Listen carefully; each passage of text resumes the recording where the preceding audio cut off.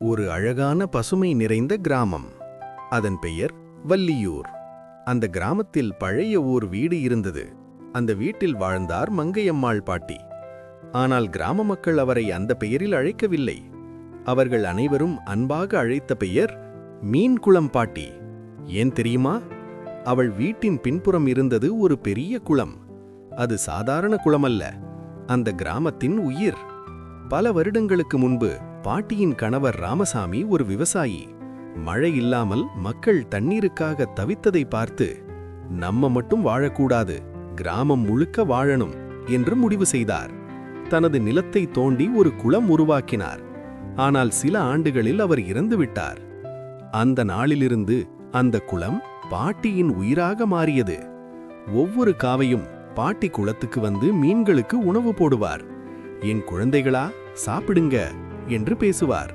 அதை பார்த்த குழந்தைகள் சிரித்தாலும் அவரின் அன்பை எல்லோரும் உணர்ந்தார்கள். ஒரு கோடை விடுமுறையில் நகரத்தில் வளர்ந்த பேரன் அருண் கிராமத்துக்கு வந்தான். மொபைல் இல்லாமல் அவனுக்கு வாழ்க்கையே சலிப்பாக இருந்தது. பாட்டி, இங்க வைஃபை கூட இல்லையே என்று கேட்டான். பாட்டி சிரித்தார். இங்கே மனசுக்கு சிக்னல் ரொம்ப ஸ்ட்ராங்கா இருக்கும்பா என்றார். அருண் புரியாமல் இருந்தான். ஒரு நாள் பாட்டி அவனை குளத்துக்கு அழைத்துச் சென்றார். சூரிய ஒளியில் மின்னும் நீர், நூற்றுக்கணக்கான மீன்கள். இவங்க எல்லாம் என் குடும்பம் என்றார் பாட்டி. அருண் சிரித்தான். மீன்களும் குடும்பமா? பாட்டி மெதுவாக சொன்னார். மனசு கொடுத்தவங்க எல்லாரும் குடும்பம்தான். அந்த வார்த்தை அருணின் மனதில் பதிந்தது. அந்த வருடம் கடும் வறட்சி வந்தது. கிணறுகள் வறண்டு போனது. மக்கள் தண்ணீருக்காக தவித்தனர். கிராம தலைவர் பாட்டியிடம் வந்தார். அம்மா, குளத்திலிருந்து தண்ணீர் எடுக்கலாமா? பாட்டி ஒரு நொடி கூட யோசிக்கவில்லை. குளம் எல்லோருக்கும் தான்.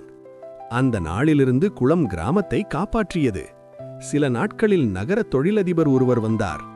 இந்த நிலம் விற்கணும் பாட்டி, பெரிய பணம் தரேன் என்றார். அருணுக்கும் அது நல்ல யோசனை போல தோன்றியது. ஆனால் பாட்டி அமைதியாக குளத்தை பார்த்தார். இந்த குளத்துக்கு விலை கிடையாது என்றார். அந்த இரவு பாட்டி அருணிடம் சொன்னார், உன் தாத்தா பணத்துக்காக இல்ல, மக்களுக்காக இதை செய்தார். அடுத்த நாள் குளத்திலிருந்து தண்ணீர் எடுத்து நன்றி சொல்லும் மக்களை பார்த்த அருணின் மனம் வாரியது. ஒரு மாலை கனமழை பெய்தது. குளத்தின் கரை உடைய போலிருந்தது. மக்கள் பயந்தனர். அப்போது அருண் கத்தினான், நாம எல்லாரும் சேர்ந்து காப்பாத்தணும். அவன் முதலில் மண்ணை தூக்கினான். குழந்தைகள், இளைஞர்கள், பெரியவர்கள் எல்லோரும் சேர்ந்தனர். பல மணி நேர போராட்டத்திற்கு பிறகு குளம் காப்பாற்றப்பட்டது. பாட்டியின் கண்களில் கண்ணீர், ஆனால் அது சந்தோஷக் கண்ணீர். அந்த நாளிலிருந்து அருண் மாறிவிட்டான். மொபைலை விட குளத்தை கவனிக்க ஆரம்பித்தான்.